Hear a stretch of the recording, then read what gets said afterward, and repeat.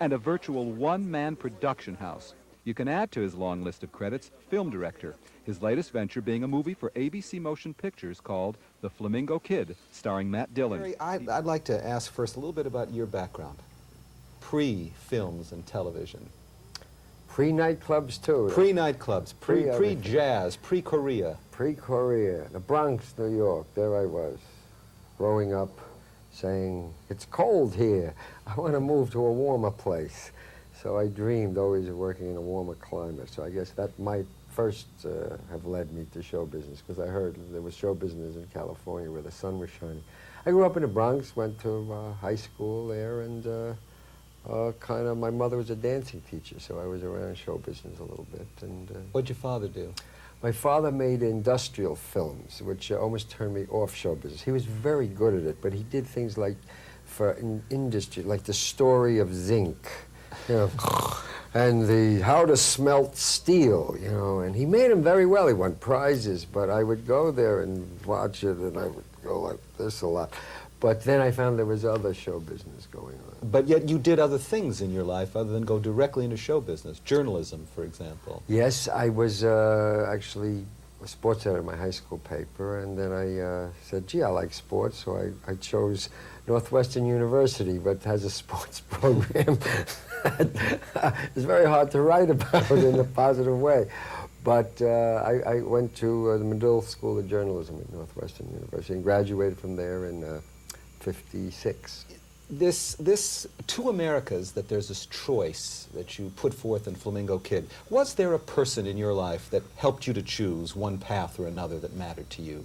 Yes, there was there was a fellow, one fellow I remember, his name Herbie Ree. He worked up in the mountains in the camps with me, and he went to college. And Union College, as a matter of fact, never heard of it. Union College in New York? Yeah, New York State? Sure. Yeah, they had a soccer team, or lacrosse or something they were good at. But, and I was a ball player too. I thought I was playing a lot of ball up there, and he was too. And he said, you could go to school, it's good. He was one of the first guys who said, in my neighborhood, a lot of the kids didn't go to school, or they went to CCNY, and that was it. Did you dream as a boy of being rich and famous, or was it show business allure? No, I dreamed about maybe not having to get up in the morning early, and maybe not being cold, because it was always cold. So not enough heat in the apartment? Well, it was, I don't know, New York, it gets New York, cold, Bronx. something. The Bronx is cold. And then, so I got to sunny California, and now to do the Flamingo Kid, I got up 5 o'clock in the morning, so I totally got myself mixed up with that. But, and I didn't think about being rich or famous particularly, but I did see what I saw in the mountains and the resorts and said, gee, it'd be nice to have this, better than not. Let me tell you my reaction to Flamingo Kid in a way. There was that moment in time, a golden moment for you clearly, when almost all of America's top shows were Garry Marshall shows.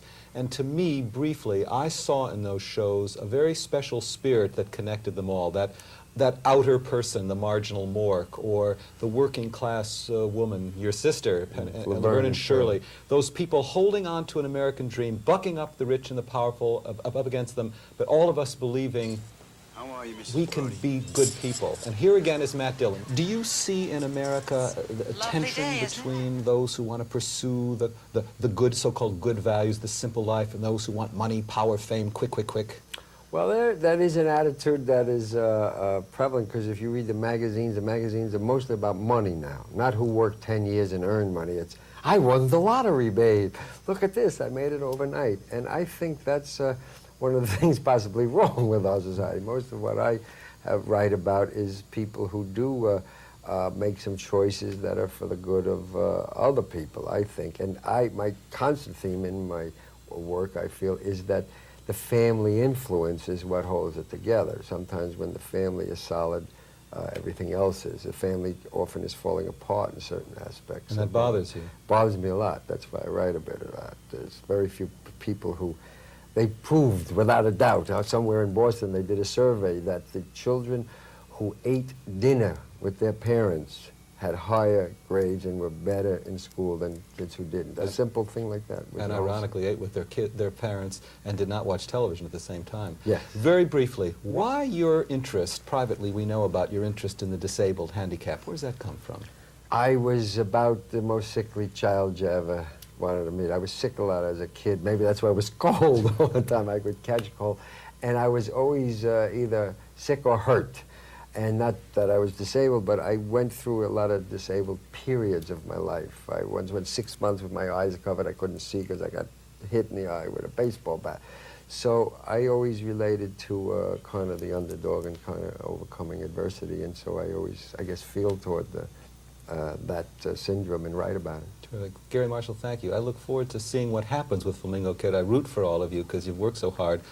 I'm curious to see it as a barometric rating of where America is at in 1984. I would have bet stronger on it, actually, 5 or 6 years ago. I worry that people will root for Matt Dillon to go with Phil Brody and go into the car sales business. One interesting aspect, in the testing of the film, at the end, the boy makes a choice whether he turns in his friend or not. Yeah. The testing showed that people over 35 all said he shouldn't turn him in. What the hell, the guy didn't do anything that bad.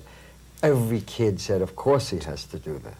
So maybe there is hope. Oh, I'll keep hoping. Thank you.